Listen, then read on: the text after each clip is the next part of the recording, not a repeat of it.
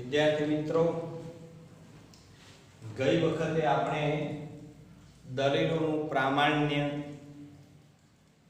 કોને કહેવાય, વિધારોની સત્યતા અને દલીલોના પ્રામાણ્ય વિશે માહિતી મેળવી હતી. એમાં પ્રમાણભૂત દલીલ કોને કહેવાય અને અપ્રમાણભૂત દલીલ કોને કહેવાય એની સુંદર માહિતી આપણે મેળવી હતી, એની સમજ કેળવી હતી.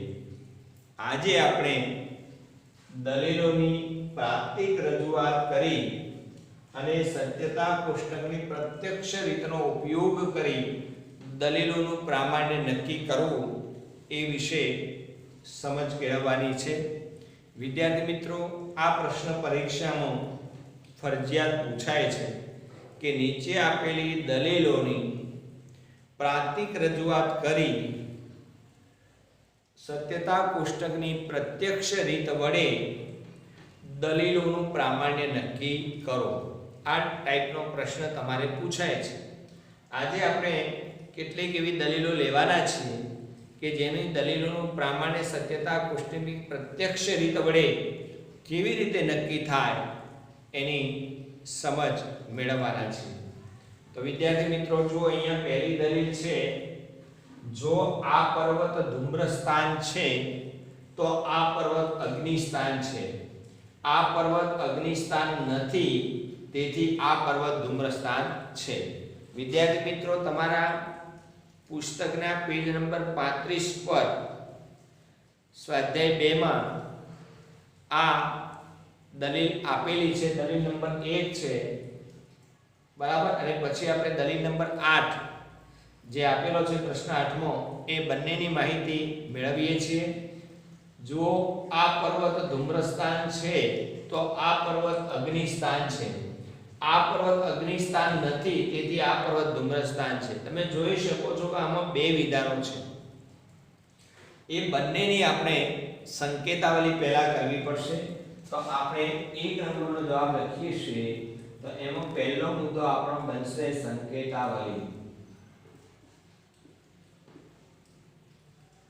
હવે સંકેતાવલીમાં આપણે ધારીશું કે P બરાબર આ પર્વત ધૂમ્રસ્થાન છે. આ પર્વત ધૂમ્રસ્થાન છે અને Q બરાબર આ પર્વત અગ્નિસ્થાન છે.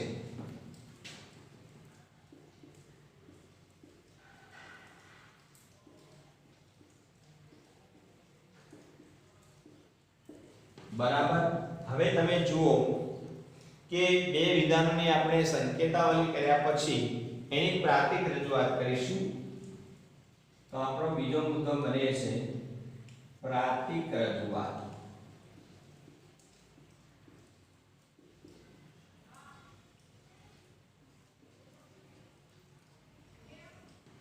પ્રાતિક રજૂઆત થશે, જો આ પર્વત ધૂમ્રસ્થાન છે તો P શરતી, જો તો વપરાય એટલે શરતી આ પર્વત અગ્નિસ્થાન છે. P શરતી Q.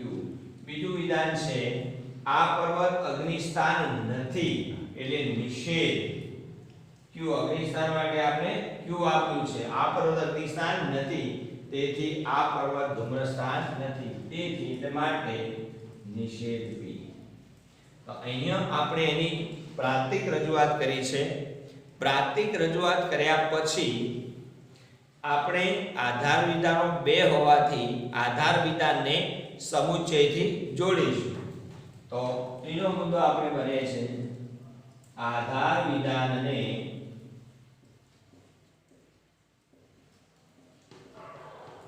સમુચ્ચયથી જોડતા. તો P શરતી Q એને કૌંસમાં નાના કૌંસમાં મૂકીશું. સમુચ્ચય નિષેધ Q માટે નિષેધ P. અહીં આપણે બંને આધાર વિધાનને સમુચ્ચય સર્વોપરી બને એ રીતે સમુચ્ચયથી જોડ્યું છે. હવે આપણે એનું સત્યતા કોષ્ટક દોરવાનું છે.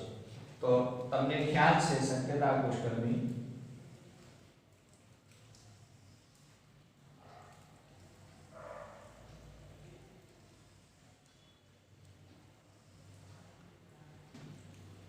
તો પહેલા p અને q એટલે કે બે આદ્ય સ્તંભ બને છે એટલે p અને q બે મુખ્ય સ્તંભ થશે બરાબર છે હવે આ બે પછી આપણું ત્રીજું વિધાન આવશે p શરતી q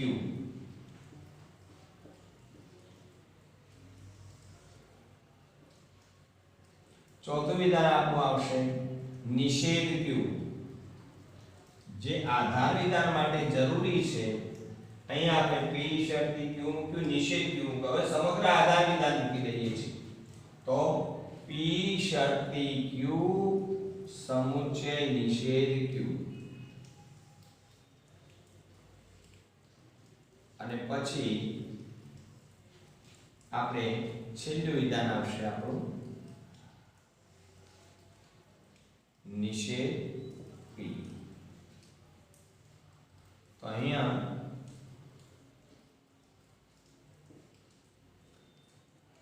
આ છે આપણું આધાર વિધાન છે અને આ છે આપણું ફલિત વિધાન છે બરાબર હવે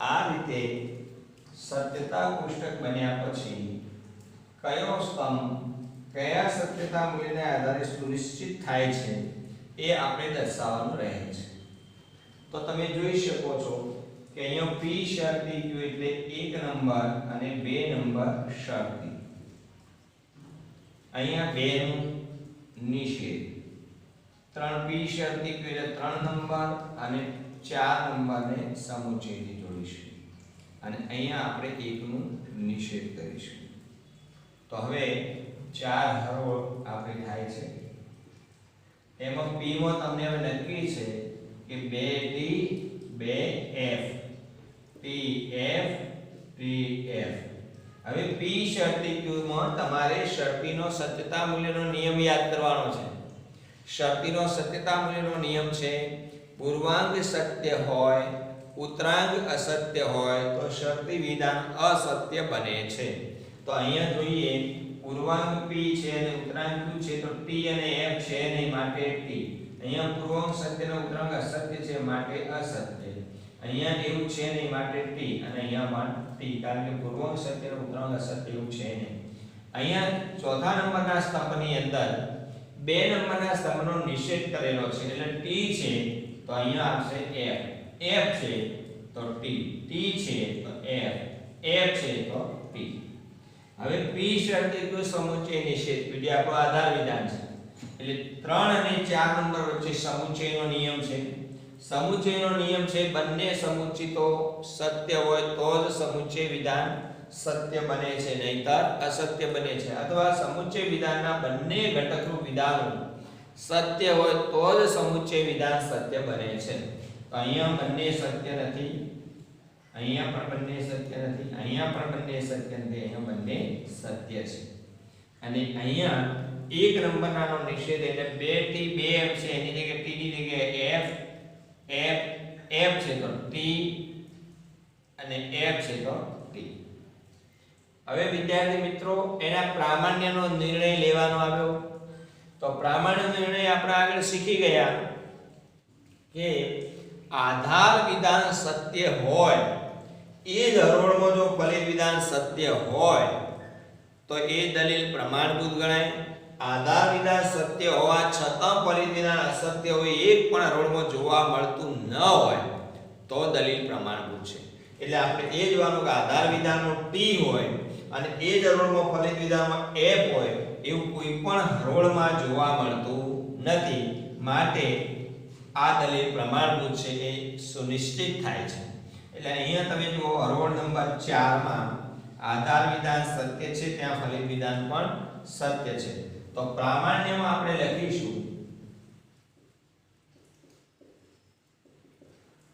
કે ઉપરોક્ત સત્યતા કોષ્ટકની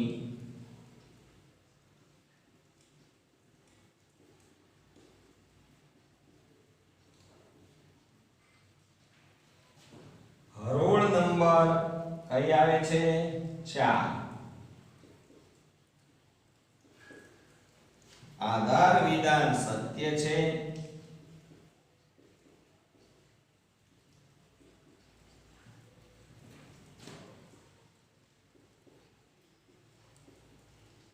અને એ જ હરોળમાં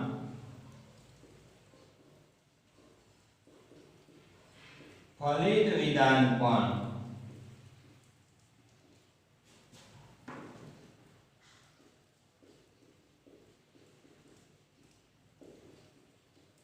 તેથી દલીલ પ્રમાણભૂત છે આ જવાબ છે પ્રમાણભૂત છે દલીલ તો વિદ્યાર્થી મિત્રો અહીંયા આ સત્યતા કોષ્ટક માં આપણે દલીલો પ્રમાણે નક્કી કરતી વખતે આટલા મુદ્દાઓની ખાસ ધ્યાન રાખવાનું છે પહેલે આપણે એની સંકેતાવલી કરીશું સંકેતાવલી પછી એની પ્રાતિક રજૂઆત કરીશું પ્રાતિક રજૂઆત કર્યા પછી આધાર વિધાનો જો બે હોય તો એને સમુચ્ચયથી જોડીશું અને પછી પરિવિધાન મૂકીશું પછી આપણે એનું સત્યતા કોષ્ટક દોરીશું અને સત્યતા કોષ્ટક દોર્યા પછી આપણે એનું પ્રામાણ્ય નક્કી કરીશું બરાબર આટલી બાબતો ધ્યાનમાં રાખવાની છે આ થોડું સરળ વિધાન છે પણ જટિલ સંયુક્ત વિધાન હોય તો પણ આપણે એનો દલીલનું પ્રામાણિક પ્રાતિક રજૂઆત કરીને આપણે કરી શકીએ છીએ તો આપણે બીજી દલીલ જે લીધી છે એ પુસ્તકની સ્વાધ્યાયની 8મા નંબરની દલીલ છે પેજ નંબર 35 પર એ પણ આપણે જોઈ લઈએ છીએ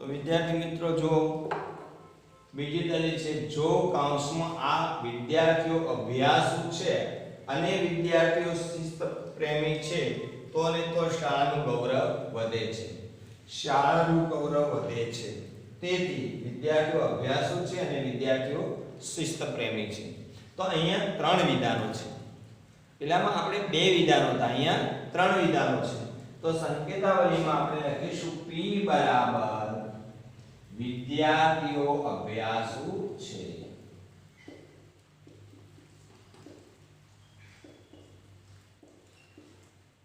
q બરાબર વિદ્યાર્થીઓ શિસ્ત પ્રેમી છે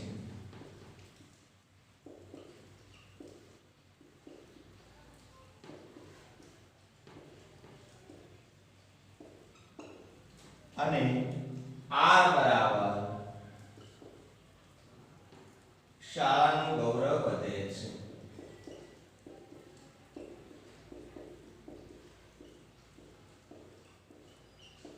તો અહીંયા તમે જોઈ શકો છો કે p q r એમ ત્રણ આપણે પ્રતીકો લીધા છે હવે એની પ્રાપ્તિક રજૂઆત કરતી વખતે ધ્યાન રાખવાનું છે કે કયું કારક કૌંસમાં છે કયું સર્વોપરી કારક છે એ બાબત અહીંયા ખાસ ધ્યાનમાં રાખવાની છે તો બીજો મુદ્દો આપણો થશે પ્રાપ્તિક રજૂઆતનો પ્રાપ્તિક રજૂઆતમાં આપણે જો વિદ્યાર્થીઓ અભ્યાસુ છે p અને વિદ્યાર્થીઓ શિસ્ત પ્રેમી છે q એ કૌંસમાં છે તો અને તો જ એટલે વિદ્યાર્થી મિત્રો અહીંયા જો દ્વિશરતી થઈ છે તો અને તો જ શાળાનું ગૌરવ વધે છે આ બરાબર હવે બીજું વિધાન છે શાળાનું ગૌરવ વધે છે તો આ માટે તેથી વિદ્યાર્થીઓ શિસ્ત પ્રેમી છે અને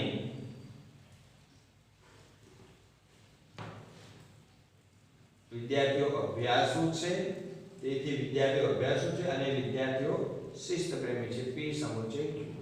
હવે આને સમુચ્ચયથી જોડવાના છે આધાર વિધાન. તો આધાર વિધાનને સમુચ્ચયથી જોડતા તો જો પહેલો આપણે લખી નાખીએ P સમુચ્ચય Q V શરતી R. હવે આને R થી ફરી પાછું જોડવાનું છે કારણ કે શાળાનું ગૌરવ વધે છે એના બરાબર આપણે R લીધો છે. જોઈ લો. તો હવે ફરી આને જોડવા માટે આ નાનો કૌંસ વપરાઈ ચૂક્યો છે એટલે આપણે સમુચ્ચયથી મોટા કૌંસનો ઉપયોગ કરીશું. માટે P સમુચ્ચય. હવે અહીંયા એનું સત્યતા કોષ્ટક દોરતી વખતે ધ્યાન એ રાખવાનું છે કે જો P Q અને R આ ત્રણ આદ્ય સ્તંભ છે, મુખ્ય સ્તંભ છે. બરાબર, કારણ કે ત્રણ સાદા વિધાનોનો ઉપયોગ આની અંદર થયો છે. આ એક વાત. બીજી વાત એ છે કે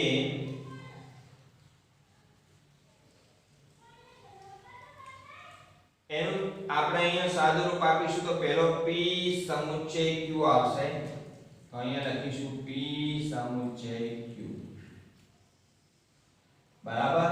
ચલો આ વાત પૂરી થઈ ગઈ. હવે સમગ્ર P સમુચ્ચય Q દ્વિશરતી આ લખીશું. તો P સમુચ્ચય Q દ્વિશરતી R.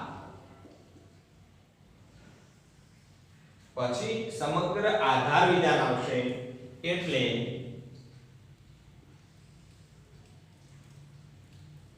P સમુચ્ચય Q દ્વિશરતી R સમુચ્ચય R. અને પછી ફલિત વિધાન છે P સમુચ્ચય Q. તો અહીંયા આપણું સત્યતા કોષ્ટક આ રીતે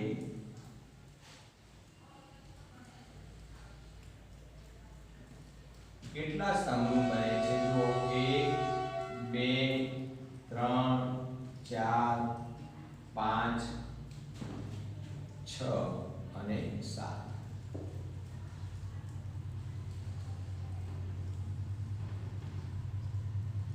7 સ્તંભ બને છે. એમાં છઠ્ઠો અને સાતમો સ્તંભ જે છે એ છઠ્ઠો નંબરનો જે સ્તંભ છે એ આધાર વિધાનનો છે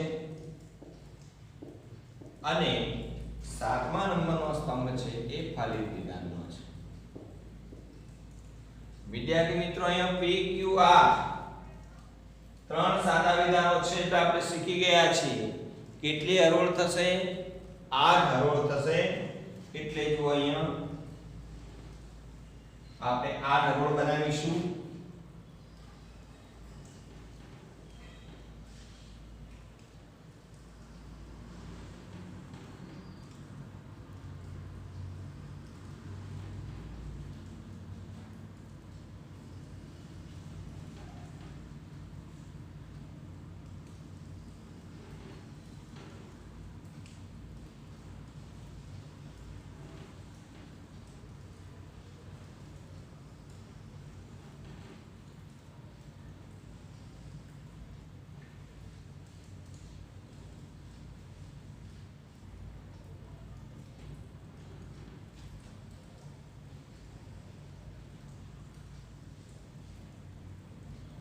હવે એમાં ત્રણ આદ્ય સ્તંભ છે. ચોથો સ્તંભ 1 અને 2 નંબરને સમુચ્ચયનો નિયમ લાગુ પડશે.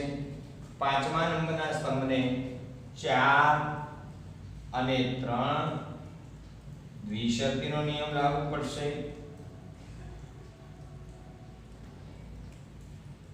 પછી છઠ્ઠા નંબરના સ્તંભને 5 નંબર અને 3 નંબર દ્વિશરતીનો નિયમ લાગુ પડશે. અને અહીંયા તમારે 1 2 સમુચ્ચયનો નિયમ લાગુ પડશે અથવા 4 પ્રમાણે લખો તો પણ સાચું. તો અહીંયા આ ઢરોળ છે એને આપણે ક્રમ આપી દઈશું અને હવે તમને ખબર છે કે જ્યારે 3 સાદા વિધાનો હોય ત્યારે આ ઢરોળ બને છે. એ આ ઢરોળના પહેલા સ્તંભની અંદર જ્યારે પહેલો સ્તંભ P તો એની આઠે આ ઢરોળની અંદર 4T અને 4F. વિદ્યાર્થી મિત્રો આ સત્યતા કોષ્ટક શીખી ગયા છો તમે એ વખતની તમને ખબર છે કે જ્યારે સાદા વિધાનો 3 હોય તો આ ઢરોળ બને અને એમાં પહેલા સાદા વિધાનમાં 4T અને 4F આવે છે. બીજા સ્તંભની અંદર જે આ ઢરોળ છે એમાં 2T અને 2F 2T અને 2F એમ આવે છે. અને ત્રીજા સાદા વિધાનની અંદર TF TF TF અને TF એમ આ ઢરોળમાં આવે છે. તો અહીંયા આપણું આ કામ પૂર્ણ થયા પછી P સમુચ્ચય Q તો 1 નંબર અને 2 નંબરના સ્તંભને સમુચ્ચયનો સત્યતા મૂલ્યનો નિયમ લાગુ પડ્યો. હવે સમુચ્ચયનો સત્યતા મૂલ્યનો નિયમ છે તમને હવે યાદ રહેવો જોઈએ કે સમુચ્ચય વિધાનની અંદર આવેલા બંને ઘટકરૂપ વિધાનો સત્ય હોય તો સમુચ્ચય વિધાન સત્ય બને છે. તો બંને સત્ય છે સત્ય, બંને સત્ય છે સત્ય, બંને સત્ય નથી અસત્ય, અસત્ય અસત્ય અસત્ય અને અસત્ય. હવે P સમુચ્ચય Q દ્વિશર્તીય એટલે અહીંયા તમારે 4 અને 3 વચ્ચે દ્વિશર્તીનો નિયમ સત્યતા મૂલ્યનો નિયમ લગાડવાનો છે. દ્વિશર્તીનો સત્યતા મૂલ્યનો નિયમ છે જો બંને ઘટકરૂપ વિધાનો સત્ય હોય અથવા બંને ઘટકરૂપ વિધાનો અસત્ય હોય તો પણ દ્વિશર્તી વિધાન સત્ય બને છે. એટલે બંને સત્ય છે તો સત્ય, બંને સત્ય નથી તો અસત્ય, બંને સત્ય નથી તો અસત્ય, બંને અસત્ય હોય તો પણ સત્ય અસત્ય, બંને અસત્ય છે સત્ય, બંને અસત્ય નથી અસત્ય અને બંને અસત્ય છે માટે સત્ય. હવે P દ્વિશર્તી Q સમુચ્ચય R સમુચ્ચય R એટલે 5 નંબરનો સ્તંભ અને 3 નંબર આ બંને વચ્ચે બંને સત્ય હોય તો પણ સમુચ્ચયનો નિયમ બંને સમુચ્ચિતો સત્ય હોય તો સમુચ્ચય વિધાન સત્ય બને છે. એટલે અહીંયા તમારે બંને વચ્ચે સમુચ્ચયનો સત્યતા મૂલ્યનો પાછો નિયમ જોવો પડે. તો આ બંને સત્ય હોય એવું કેટલી હરોળોમાં બને છે તો પહેલી હરોળમાં એવું બને છે, બાકી બંને ક્યાંય સત્ય જોવા મળતા નથી. એટલે આપણે અસત્ય જ બને છે.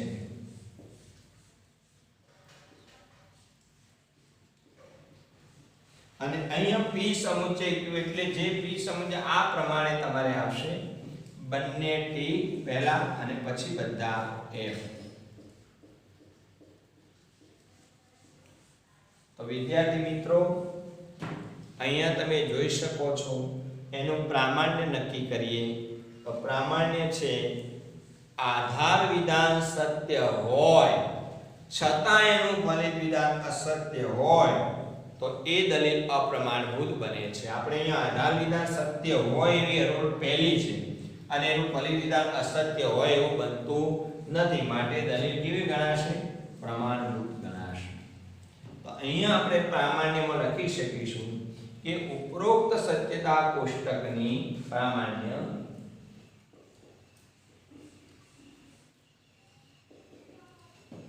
તો ઉપરોક્ત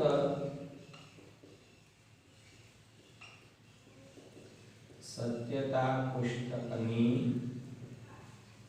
કઈ હરોળ થશે? હરોળ નંબર 1 માં. હરોળ નંબર 1 માં આધાર વિધાન સત્ય છે અને એ જ હરોળમાં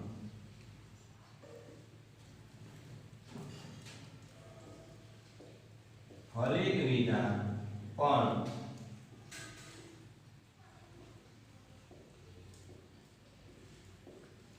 તેથી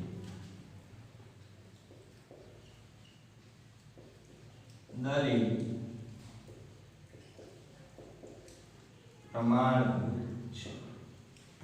તો વિદ્યાર્થી મિત્રો અહીંયા જોઈ શકાય છે કે આધાર વિધાન સત્ય હોય અને સામે ફલિત વિધાન અસત્ય હોય એવું એક પણ હરોળમાં જોવા મળતું નથી અને તેથી આ દલીલ પ્રમાણભૂત બને છે.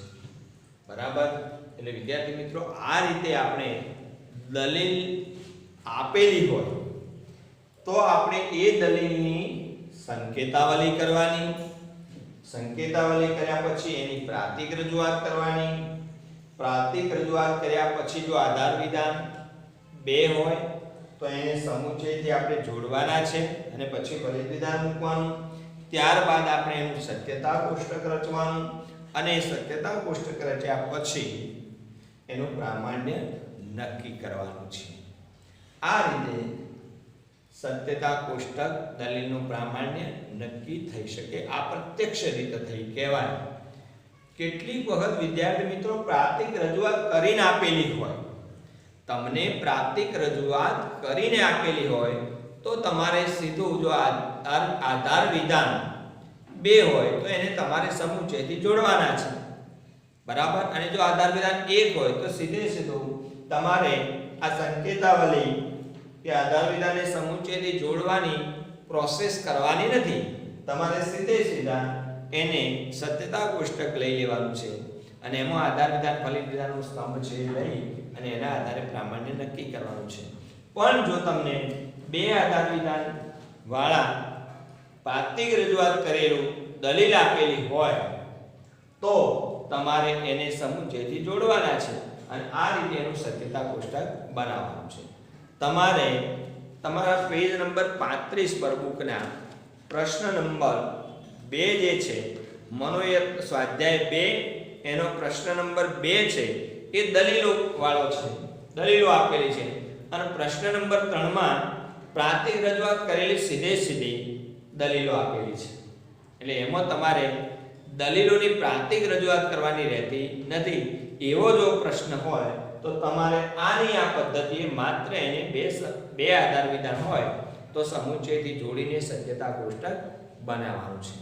તો વિદ્યાર્થી મિત્રો અહીંયા આપણું પ્રકરણ 2 પૂર્ણ થાય છે અને પ્રકરણ 2 ની અંદર તમારે ખાસ દલીલોનું રૂપ, દલીલોનું સ્થાનાપત્તિ નિદર્શન, દલીલોનું પ્રામાણ્ય, પ્રમાણભૂત દલીલ કોને કહેવાય, અપ્રમાણભૂત દલીલ કોને કહેવાય અને દલીલોના પ્રામાણ્યની સત્યતા કોષ્ટકની પ્રત્યક્ષ રીત અને જે ટૂંકા પ્રશ્નો આપેલા છે એ બંને બહુવિકલ્પ આપેલા છે એ તૈયાર કરવાના છે અને તમારે એ રીતે એક વાક્યના પ્રશ્નો, બહુવિકલ્પ અને દલીલોનું પ્રામાણ્ય સત્યતા કોષ્ટકની પ્રત્યક્ષ રીત વડે જે સુનિશ્ચિત કરવાનું છે એ આટલી બાબતનો તમારે અભ્યાસ કરવાનો છે. તો અહીં આપણું પ્રકરણ 2 પૂર્ણ થાય છે. તમને સ્વાધ્યાય આપવામાં આવશે. એ સ્વાધ્યાય તમારે સ્વાધ્યાયના બુકના ચોપડાની અંદર એ સ્વાધ્યાય લખવાનું છે. આવતીકાલે તમને સ્વાધ્યાય આપી દેવામાં આવશે. બરાબર. તો વિદ્યાર્થી મિત્રો હવે આવતા લેક્ચરની અંદર આપણે પ્રકરણ 3 શરૂ કરીશું.